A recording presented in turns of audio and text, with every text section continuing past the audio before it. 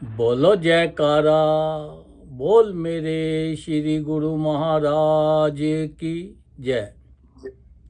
सौभाग्यशाली प्रेमी गुरमुखों, संत महापुरुष बार बार जोर देते हैं कि नाम जपो भजन करो, क्योंकि जो नाम है यही हमारे साथ जाना है और संसार की कोई भी चीज़ हमारे साथ नहीं जा सकती, क्योंकि जो अंदर आत्मा हमारे बैठी है और जो ये संत महापुरुषों ने हमें शब्द दिया है, ये शब्द और सूरत को आपस में ऐसे मिला देना है कि जीवन का कल्याण हो जाए।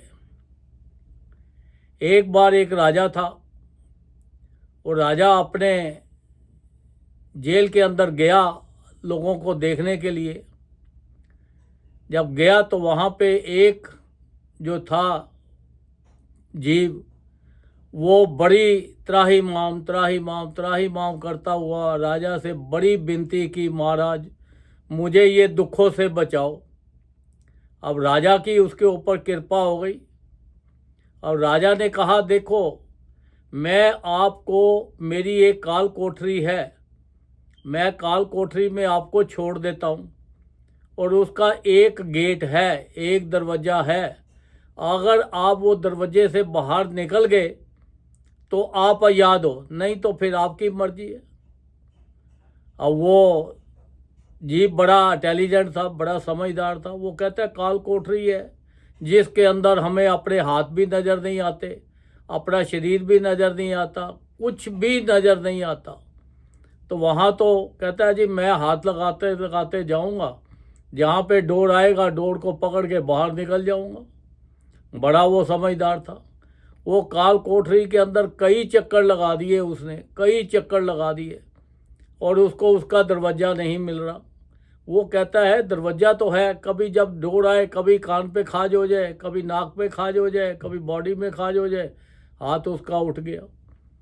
अब वो काल कोठरी क्या है?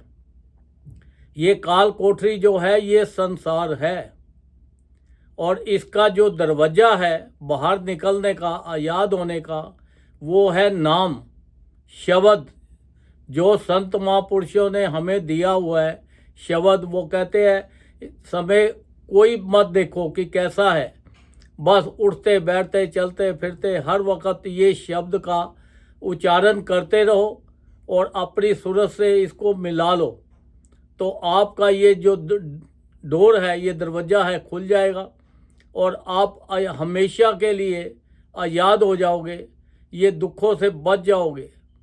क्योंकि हम तो ये संसार में आके यही चीज़ सोचते हैं कि भाई ये काल कोठरी को अपना घर समझ बैठे हैं, ये जो शरीर है इसको अपना समझ बैठे हैं कि यही है। तो इसी के अंदर ही हम उलझे हुए हैं, संसारिक चीज़ों में फंसे पड़े हैं। अब देखो जितने भी रिश्तेदारी है हमारी, ये कब तक है, ये संसार कब तक है? जब तक हमारे श्वास चल रहे हैं। श्वास है तो हमारी माँ भी है, बाप भी है, भाई भी है, रिश्तेदार भी है, यार दोस्त भी है। जैसे ही श्वास खत्म हुआ तो क्या होता है? खत्म हो जाता है। अब एक बंदा था, वो डॉक्टर था। वो डॉक्टर जो था उसको बुरी आदतों का शौक़ पड़ गया। अब जब शौक़ पड़ गया तो उसको इतनी लत पड़ गई कि वो उसी के अंदर ही हर वक्त परेशान रहता, उसी में फंसा रहता। एक बार उसकी मेडिकल की दुकान थी, उसकी दवाइयों की, उसके पास एक बच्चा आया। वो बच्चा आके कहने लगा कि देखो महाराज मेरी माँ बहुत बीमार है और मुझे दवाई चाहिए, खांसी की दवाई दे दो। वो अपनी लत में इतना लगा हुआ था कि इतना उसको ये भी ध्यान नहीं रहा कि उसने उसको कौन सी दवाई दे दी। उसने दवाई दी, पैसे लिए और चला गया। अब वो जब थोड़ी देर बाद देखा तो उसने देखा कि ये जो दवाई मैंने दे दी है खांसी की, ये तो चूहे मारने वाली दवाई है, ये खांसी की थोड़ा है। अब वो बड़ा परेशान हो गया, कहने लगा कि देखो मैं तो बड़ी गलती हो गई और उसकी माँ तो दवाई पिएगी तो मर जाएगी। वो कहने लगा कि देखो जब मेरा बाप मरने लगा था तो उसने मुझे एक मूर्ति दी थी, वो मूर्ति उन्होंने बोला था कि इसको रख लो, पर मैं तो भगवान को मानता ही नहीं था, ना मानता हूँ। है क्या ये, मैंने मूर्ति लेके एक कोने में रख दी। तो कहने लगा कि तब मेरे बाप ने मुझे बताया था कि जब कोई बड़ी मुसीबत आ जाए, कोई परेशानी आ जाए, जब कोई मकसद हल ना हो, तो ये मूर्ति के पास जाकर बोलना कि मेरी ये मुसीबत टल जाए, क्योंकि ये जो मूर्ति नहीं है, ये साक्षात भगवान है। तो वो कहता है भैया भगवान होंगे, तुम्हारे होंगे, मेरे तो है नहीं, मैं तो मानता नहीं।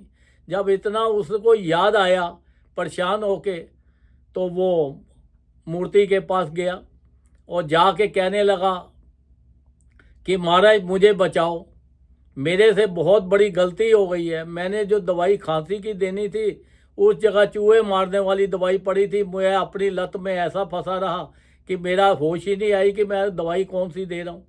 अगर उसकी माँ मर गई तो मुझे पुलिस वाले ले जाएंगे, मेरी डॉक्टरी भी ख़त्म हो जाएगी, मेरा सब परेशानी हो जाएगी, मुझे बचाओ कैसे भी है।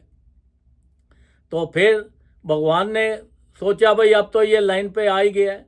तो फिर उन्होंने अपना जैसे भी था कि उसको बहुत, उसने कहा कि अगर आज आपने उसकी माँ को बचा दिया तो मैं हमेशा आपको याद रखूँगा और आपकी सेवा करता रहूँगा।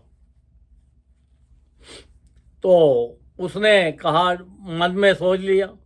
अब इतने में देखो काले काले बादल आए, बड़ी ज़ोर से बारिश हुई, बच्चा घर पे जा रहा था तो रास्ते में वो फिसल गया और वो जो दवाई लेके गया था वो टूट गई। और फिर वो बच्चा आया बारिश के अंदर, कहने लगा डॉक्टर साहब मुझे दवाई दे दो, रास्ते में बारिश हो गई, मैं फिसल गया और दवाई जो थी वो गिर गई है, और अगर मैं घर जाऊंगा तो मेरी माँ मुझे मारेगी, मेरे पास पैसे भी नहीं हैं, तो आप कुछ कृपा करो तो मेरे ऊपर दवाई दे दो, मेरी माँ बहुत करेगी।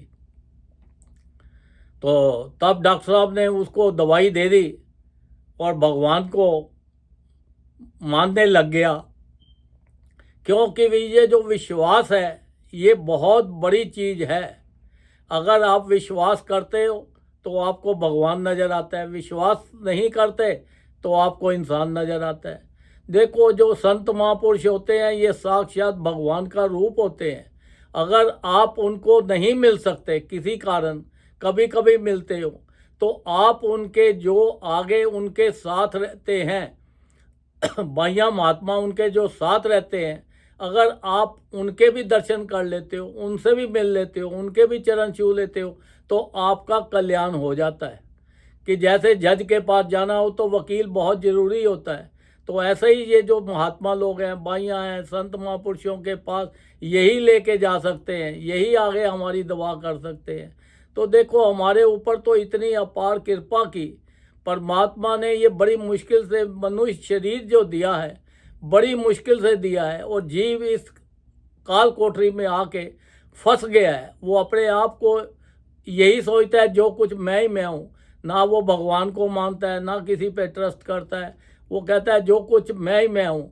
तो देखो आपको विश्वास होना चाहिए कि जब भी कभी आपके ऊपर कोई प्रॉब्लम, कोई चीज़ को कोई काम अटक जाता है, तो हम किसको याद करते हैं? भगवान को याद करते हैं, गुरु महाराज जी को याद करते हैं कि महाराज हमारे काम करो।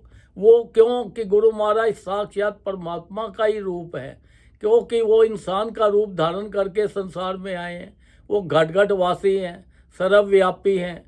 तो वो तो तुम्हारी, चाहे आप किसी भी कंट्री में बैठे हो, लाखों मील हजारों मील दूर बैठे हो, तो वो आपके आवाज़ सुनते हैं और आपके किसी ना किसी रूप में आकर आपका काम कर जाते हैं। तो देखो हमारे ऊपर इतनी अपार कृपा हुई है कि हमें ये शब्द मिला हुआ है। परमात्मा ने बोला ये काल कोठरी बजने से एक ही रास्ता है, ये भजन को ज़्यादा से ज़्यादा करो, जितना ज़्यादा जपोगे, ये तुम्हारी जो अंदर आत्मा बैठी है, बोल रही है, सुन रही है, देख रही है, ये उसके साथ जब लिप्त हो जाएगी, लीन हो जाएगी, तो आपका दरवाज़ा खुल जाएगा और आप 84 लाख योनि से बच जाओगे। क्योंकि संसार के अंदर देखो, आप देखते हो रोज़ पशु और मनुष्य में क्या अंतर है। पशु देखो कितने दुख भोग रहा है, और इंसान जो है वो भी दुख भोग रहा है। और सुख किसको मिलता है? जो उसको याद करता है परमात्मा को, क्योंकि परमात्मा ने इंसान का शरीर इसीलिए उसको दिया कि देखो इंसान के शरीर में जाके फिर आगे शब्द दिया कि भैया ये शब्द जपो, ज़्यादा से ज़्यादा नाम जपो तो आपका कल्याण हो जाएगा। अब जो पशु है, पशु और इंसान में क्या फ़र्क है? जो पशु काम करता है वही इंसान काम करता है। अगर वो भजन नहीं करता, संसारी काम में जब रहता है, तो फिर इंसान और पशु में कोई भी फर्क नहीं है। तो ये संसार के अंदर हमें इंसान बन के रहना है। जिस पर्पस के लिए हम दुनिया में आए हैं वो मकसद हल करना है कि जैसे हम आए हैं तो हमें सुखों की तरफ जाना है, दुखों का छुटकारा करना है और अपना आज़ाद होके घूमना है। अपना ये तभी होगा हमारा जब हम ज़्यादा से ज़्यादा भजन करेंगे, संत महापुरुषों के हुक्म में चलेंगे। संत महापुरुषों ने कितनी अपार कृपा करके हमारे लिए 5 नियम बना दिए, श्री आरती, पूजा, सत्संग, सेवा, सिमरन और ध्यान। जो श्रद्धा सहित करे निश्चय हो कल्याण। ये जो 5 नियमों का जिस परिवार में पालन हो जाएगा उसका परिवार पूरा ही तर जाएगा। वहाँ कोई बीमारी नहीं आएगी, वहाँ कोई दुख नहीं आएगा, वहाँ कोई किसी चीज़ की कोई टेंशन नहीं होगी, कोई मुसीबत नहीं आएगी। सब चीज़ों का निष्कारा करने के लिए संत महापुरुषों ने ये 5 नियम बना दिए। तो ये 5 नियमों का जो श्रद्धा के साथ, विश्वास के साथ इसको करेगा उसको खुशियाँ ही खुशियाँ होगी। संत महापुरुष फरमाते हैं देखो 24 घंटे हैं, अगर 24 घंटे में कम से कम भी आप 2 घंटे तो रोज़ भजन करो। अगर 2 घंटे कंटिन्यू नहीं बैठ सकते, 1 घंटा करो, आधा घंटा करके करो, जितना ज़्यादा से ज़्यादा समय दे करो। अगर बीमार हो तो लेट के करो, उठ के बैठते चलते फिरते, भजन का कोई समय नहीं होता और कोई स्थान नहीं होता। ये तो बस भजन जितना आप जप लोगे वही आपके लिए अच्छा है। जो पीछे बीत गया तो बीत गया, उसको मत याद करो, क्योंकि उसको याद करोगे तो फिर बात नहीं बनेगी। आप अभी से इसी वक्त से ही अपना ज़्यादा से ज़्यादा भजन करो, ज़्यादा से ज़्यादा नाम जपो और संत महापुरुषों के हुक्म में चलना है, उनके बनाए हुए नियमों का पालन करना है, ताकि हमारा लोक भी सुखी हो जाए, हमारा परलोक भी सुखी हो जाए। हम अपने ये संसारिक जो सुख भोगे और परलोक के भी सुख भोगे। क्योंकि ये भजन करने से, भजन के अंदर देखो कितनी ताकत है। ये बहुत बड़ा हमारा एक कवच है। ये जब भजन हम करते हैं तो ये चारों तरफ हमारे साथ चलता है और हमारी रक्षा करता है, हमें सुख ही सुख देता है। जहाँ पे भी जाएंगे सुख ही सुख मिलेंगे और दुख जो है वो हमारे से दूर अपने आप ही भागते चले जाते हैं। इतनी बढ़िया चीज़ हमें मिली हुई है, परमात्मा ने इतनी अपार कृपा की है, तो इसका पूरा हमें आनंद लेना है, पूरा इस्तेमाल करना है और ज़्यादा से ज़्यादा भजन करके अपना लोक भी सुखी करना है और अपना परलोक भी सुखी करना है। बोलो जयकारा, बोल मेरे श्री गुरु महाराज की जय।